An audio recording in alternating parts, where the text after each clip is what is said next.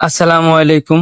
প্রথম থেকে বলি মন থেকে দুঃখিত, কারণ আমি একটা ইন্টারভিউতে সাকিব খানের ছবি নিয়ে, সাকিব ভাইয়ের ছবি নিয়ে কথা বলছিলাম। ওইটা ছিল আমার সবচেয়ে বড় ভুল আমি মনে করি। কারণ প্রতিদিন আমি কারো ছবি না দেখলেও আমি সাকিব ভাইয়ের ছবি দেখি। এটাও হয়তোবা আমার ভুল। কারণ কেন ভুল মনে হইতাছে, এখন সবাই ভাবতেছে কি যে আমি সাকিব ভাইয়ার নাম নিয়া বা ওনার আমি ট্রোল কইরা বা ওনার খারাপ ছবি খারাপ রিভিউ দিয়া, মানে ট্রেন্ডিং এ বা ভিউর আশায় আমি এই কথাগুলা কইছি। দেখেন, আমি কিন্তু আমার আইডিতে বা আমার মোবাইলে কিন্তু আমি একটা বারও বলি নাই যে সাকিব ভাইয়ের ছবিটা খারাপ হয়েছে। আমি কিভাবে বলছি একমাত্র আমি জানি, আর আমার আল্লাহ জানে, আর ওইখানকার মানুষগুলা জানে। কিন্তু সাংবাদিক যে এইভাবে সাকিব ভাইয়ের পিছনে পড়ে রয়েছে এটা আমি জানতাম না, তাহলে আমি রিভিউ দিতাম না। যখন আমি হলের ভিতরে ঢুকি, 4-5টা সাংবাদিক আমার দেখে দৌড়ায় আসছে, বলতেছে কি আপনি কোন ছবি দেখবেন। আমি বলছি না, আমি সাকিব ভাইয়ের ছবি ছাড়া কারো ছবি দেখি নাই। আমি ছবি দেখতেই যাই শুধু সাকিব ভাইয়ের ছবি দেখতে।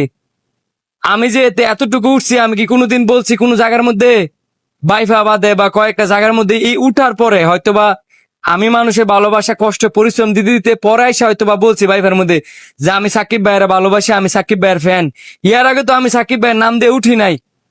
আমি কিন্তু নিজে থেকে আমার ক্রেডিট আমি সাকিব ভাইয়ের দিছি, কারণ আমি সাকিব ভাইয়ের আমি মন থেকে ভালোবাসি। আপনারা হয়তো এটাও জানেন না যে সাকিব ভাইয়ের সাথে কিন্তু আমার যোগাযোগ আছে। আমাদের রিসেন্টলি দেখা করার কথা ছিল। আমি ছবি দেখতে গেছি, ওইটাও উনি জানে। আমার যে কাট কাট করে সাংবাদিক এ কাট কাট করে ভিডিও ছাড়ছে, ওইটাও ভাইয়া জানে। আর ভাইয়ার যে আমি ভালোবাসি, ভাইয়ার আশেপাশের মানুষগুলোও জানে।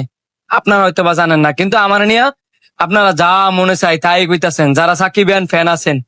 আমি কিন্তু ছবি নিয়ে আমার মুভি, আমার ছোট ছোট নাটকের সাথে কিন্তু আমি ছবির তুলনা আমি দেই নাই।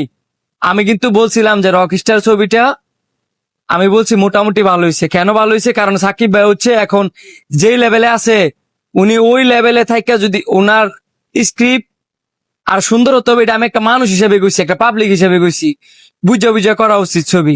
আমি তো খারাপ কিছু বলি নাই, যেটা সত্যি সেটাই বলছি। ওই সাংবাদিক যদি কাট কাট করে যদি ইন্টারভিউটাতে যদি নেগেটিভ নেগেটিভ কথাগুলো যদি পুশ করে বা ছাড়ে, ওটা কি আমার দোষ? ওটা তো আমার দোষ না। আমি পাবলিক হিসাবে আমি কইছি যে রকস্টার ছবিটা খারাপ হয়েছে, কিন্তু প্রথম ভাবছিলাম অনেক সুন্দর ছবি হইবো, কিন্তু মাঝখান দিয়ে সবাই একটু থাম খেয়ে গেছে। শেষে যা ছবিটা অনেক ভালো হয়েছে, তার মানে আমি একটাবার বলি না ছবি একবারই খারাপ হয়েছে। আমি বলছি মোটামুটি ভালো হয়েছে, কিছু কিছু জায়গায় ভুল হয়েছে, ওইগুলো আমার চোখে পড়ছে, কারণ আমি তো নিজের ভিডিও নিজে বানাই।